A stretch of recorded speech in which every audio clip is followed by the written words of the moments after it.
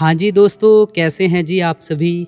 मैं आपका दोस्त हुसन सिहाल स्वागत करता हूं जी आप सभी का सिहाल परमारथ में। तो दोस्तों, आज तो सच में दिल खुश कर दिया बाबा जी ने। जब बाबा जी आज स्टेज के ऊपर आए तो सच में एक अलग ही एनर्जी थी। ये वाला सत्संग हमने ऑलरेडी वो पंजाबी में भी आप सभी के साथ शेयर किया हुआ है। तो पंजाबी वाले पंजाबी में सुन सकते हैं, हिंदी वाले हिंदी में सुन सकते हैं। आज जब बाबा जी 9:28 पे स्टेज पर आए तो ज़ोर से संगत ने एक ही पुकार लगाई, राधा स्वामी बाबा जी, राधा स्वामी। मेरे मुख से भी एक ही आवाज़ निकली, शुक्र है मेरे मुर्शद, शुक्र है जो आपने आज हमें जाते वक्त अपने अनमोल दर्शनों की दाद दी है।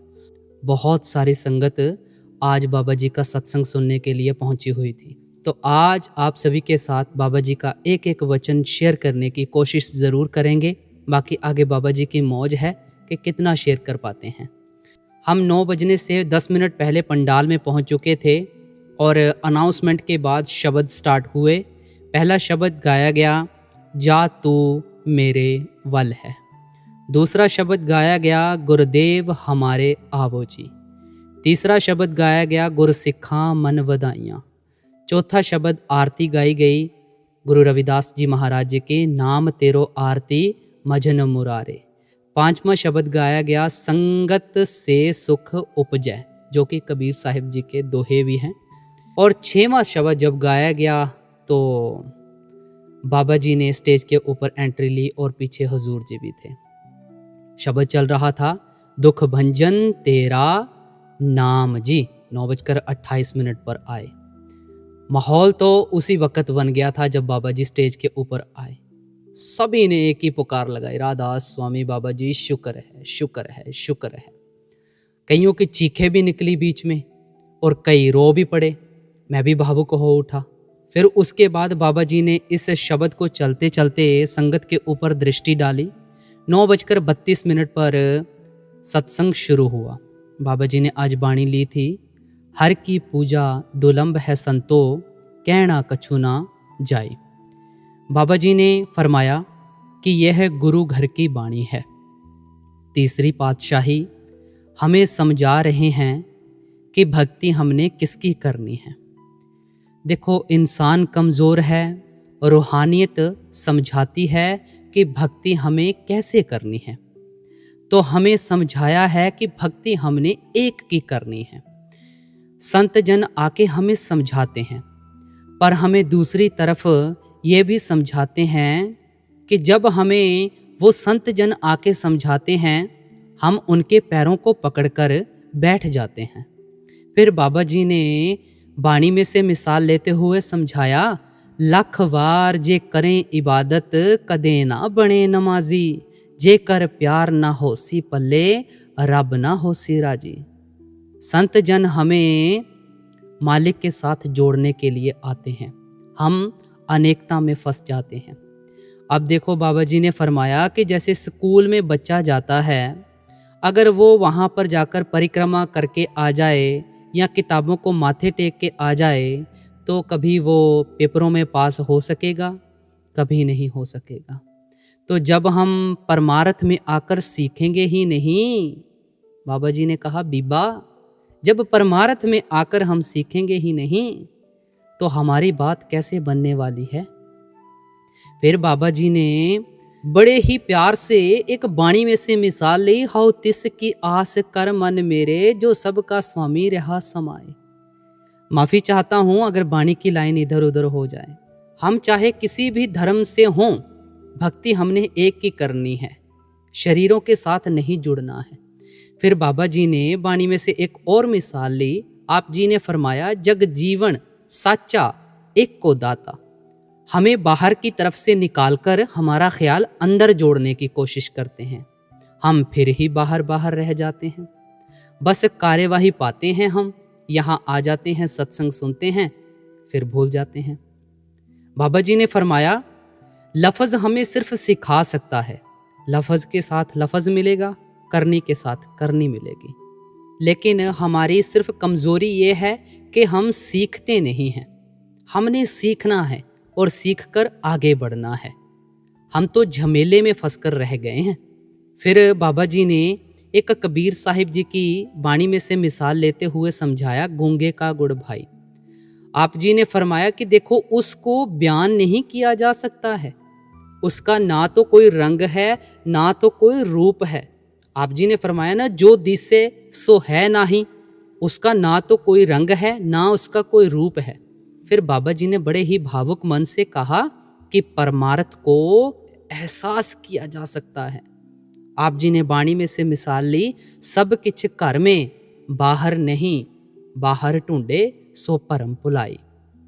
घट घट में हर जीव बसे, संतन रहे पुकार। सब घट मेरे साइया, सुनी सेज न कोई। ये भी वाणी में से मिसाल ली। इसलिए कहा जाता है, उसके ऊपर कुर्बान हो जाओ। अंदर का रास्ता, जो रूहानियत का रास्ता है, उसे सिर्फ एहसास किया जा सकता है। किसी भी देश में हो, कहीं भी हो, लेकिन उसको हम याद कर सकते हैं। ये नहीं कि हमने कहीं स्पेसिफिक जगह पे रहकर याद करना है, नहीं, कहीं भी, लेकिन करनी पड़ेगी। फिर आगे पाठी जी ने तुक पढ़ी, संतो गुरमुख पूरा पाई, नामो पूज कराई। अब हमें समझाते हैं, देखो हमारी कमज़ोरियां हैं और हमारी कमज़ोरियों को भी मद्देनज़र रखते हैं और हमारी ताकतों को भी मद्देनज़र रखते हैं, लेकिन हमारे जो अंदर मालिक है उसको देखते हुए हमें संत कहकर बयान करते हैं। देखो संतों की निम्रता देखो। लेकिन हम फिर भी नहीं सीखते। जब हमने कुछ सीखना होता है तो हमें किसी उस्ताद की ज़रूरत पड़ती है या नहीं पड़ती है? पड़ती है। ऐसे ही जब हमने परमार्थ में आना है तो हमें गुरु की ज़रूरत पड़ती है। अनेकता में नहीं फंसना है। ये जो कलयुग है, इसमें इंसान की उम्र बहुत कम है, इसलिए गहराई में जाके समझाया, अब कलु आयो रे, एक नाम वो। अब देखो, जो परमार्थ के रास्ते को जानता नहीं, पहचानता नहीं, उसके लिए तो वो सिर्फ एक आखिरी लफ्ज़ है।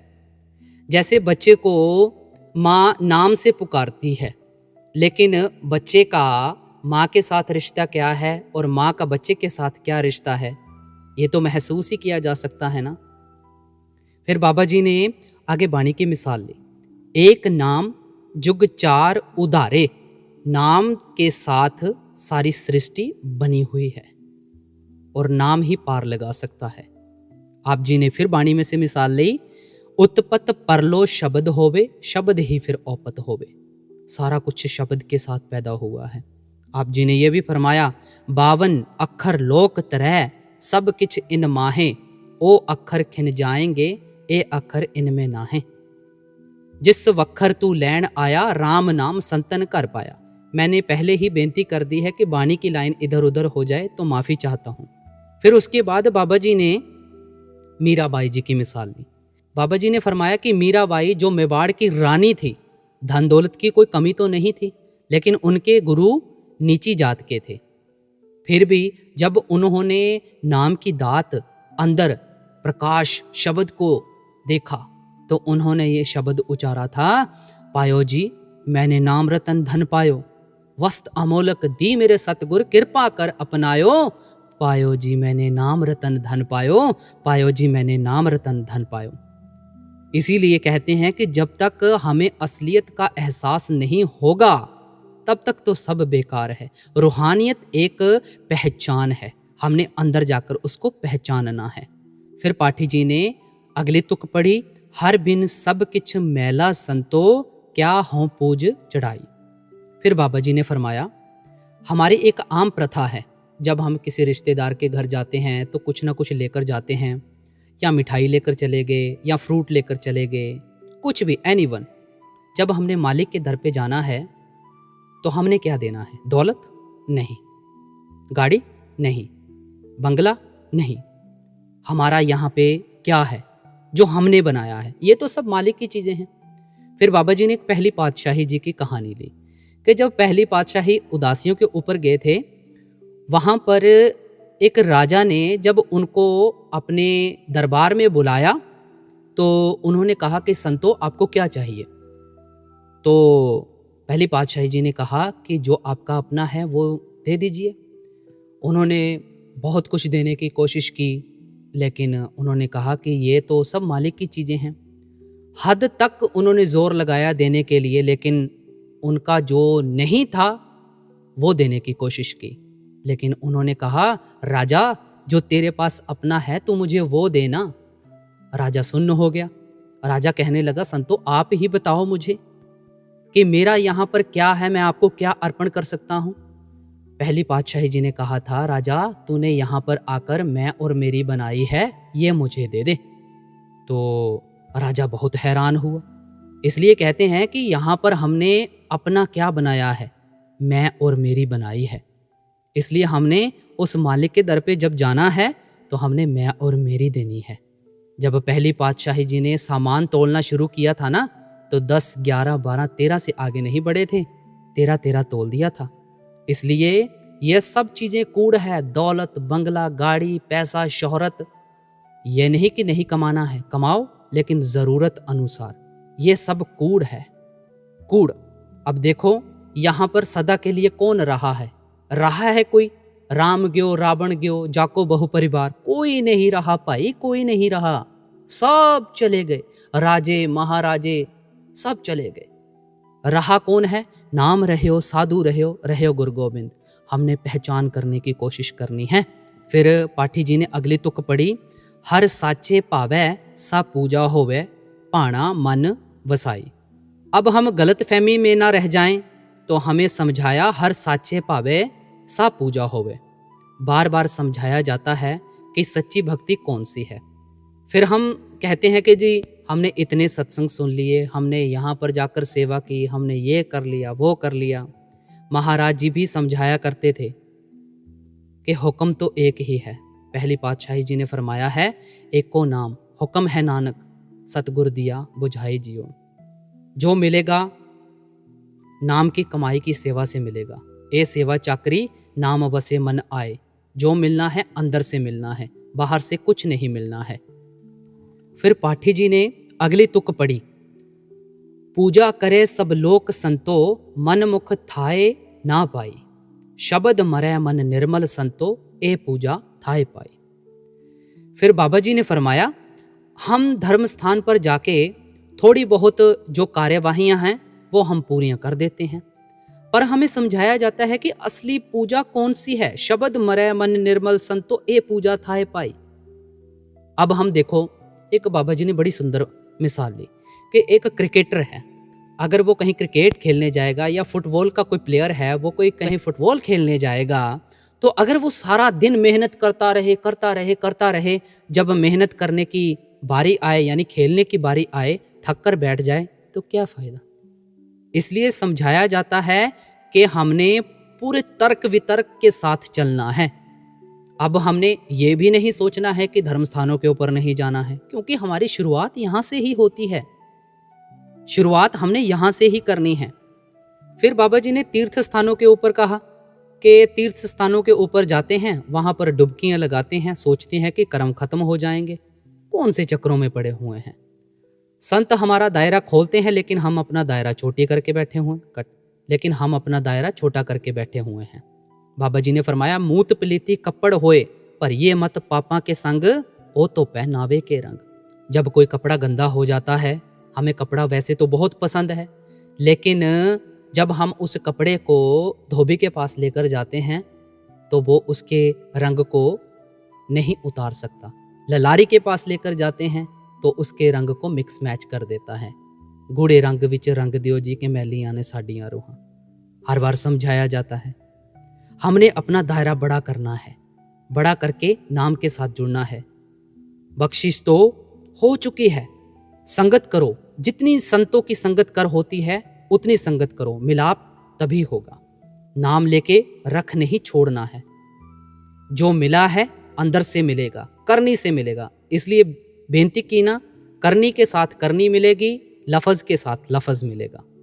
फिर अगली तुक पढ़ी गई, पवित्र पावन से जन साचे, एक शब्द लिव लाई, बिन नामे होर पूज ना होवे परम भूली लुकाई। अपने आप को पवित्र कैसे करना है? जिस नाम हृदय सो सबसे ऊंचा, नाम के साथ जुड़ना है। आप जी ने फरमाया बिन नामे सब विष्टा के कीड़े होए। नाम के बिना तो सब विष्टा के कीड़े हैं। जब नाम हम अंदर ध्याएंगे, उसको धरेंगे, तभी तो बात बनेगी।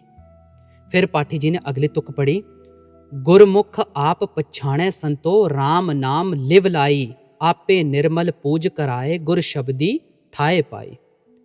अब भक्ति के बारे में समझाकर आगे बढ़ते हैं और कहते हैं कि जब हम पिछले ज़माने में क्या करते थे कि जैसे कोई पाठ करवाना होता था तो काफ़ी उसमें रुचि रखते थे। ग्रंथी को घर पे बुला लेते थे और बैठ जाते थे पाठ सुनने के लिए। हमारी एकता भी होती थी, एकाग्रता भी होती थी। आजकल ग्रंथी को घर पे बुला के कोई किस काम में लगा हुआ, कोई किस काम में लगा हुआ। पाठ हम सुना रहे हैं, दीवारों को सुना रहे हैं। ऐसा ही कर रहे हैं ना हम। हमारी एकाग्रता कहाँ गई? हम ये तो सोचते नहीं। फिर हम ये भी सोचते हैं कि हमारा गुरु बहुत पहुंचा हुआ है। ओ भाई, होगा, अपने लिए पहुंचा होगा, आपके लिए नहीं। बाबा जी ने यहाँ तक फरमा दिया कि आपके लिए पहले ये बताओ कि कोई खाना खा सकता है? अगर आपको भूख लगी, आपके लिए कोई खाना खा ले, आपकी क्या भूख मिट जाएगी? प्यास मिट जाएगी अगर प्यास लगी होगी तो? ये मत सोच लेना कि अगर कोई बीबी या भाई कमाई कर रहा है नाम के, उसका पल्ला पकड़कर हम भी पार हो जाएंगे। नहीं भाई, ऐसा नहीं होगा। एक ग्रंथी जो गुरुद्वारे में पाठ पढ़ता है, वो अगर नाम की कमाई कर रहा है, उसका पल्ला पकड़कर आप भी पार हो जाओ इस हिसाब से। ना ना ना ना, ऐसे बात नहीं बनेगी। खुद पाओ, खुद अंदर से पाओ, करनी खुद करो, अंदर से मिलेगा जो कुछ मिलेगा। सब सुख दाता राम है, दूसरा ना ही कोई। फिर अगली तुक पढ़ी गई, पूजा करे पर विद नहीं जाने, दूजे पाए मल लाई, गुरमुख होवे सो पूजा जाने, पाणा मन वसाई। फिर बाबा जी ने कहा, जितनी देर तक हम सही रास्ता नहीं अपनाएंगे, सब बेकार है। फिर बाबा जी ने बड़े ही भावुक मन से कहा, जितनी लड़ाइयाँ और जितने अत्याचार हम मजहबों को लेकर करते हैं, उतनी लड़ाई तो शायद हम किसी चीज़ के लिए करते हों। सब दिखावा, सब दिखावा।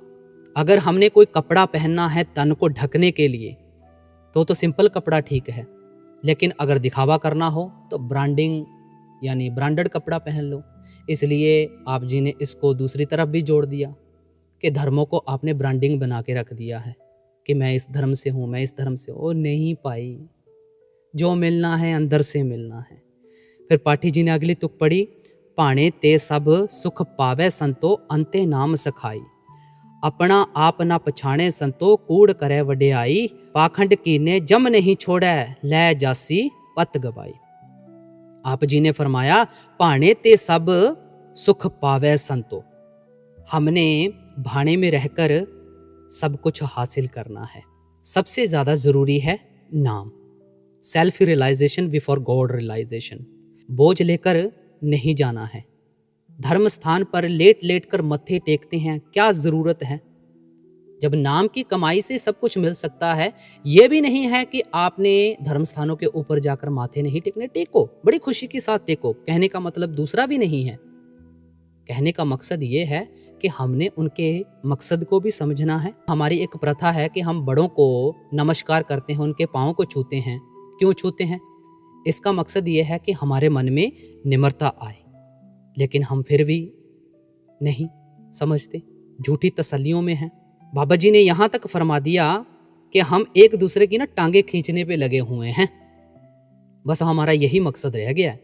फिर पाठी जी ने अगली तुक पढ़ी, जिन अंतर शब्द आप पछाणे, गतमित तिन ही पाई, ए मनुआ सुन समाध लगावे, ज्योति ज्योत मिलाई।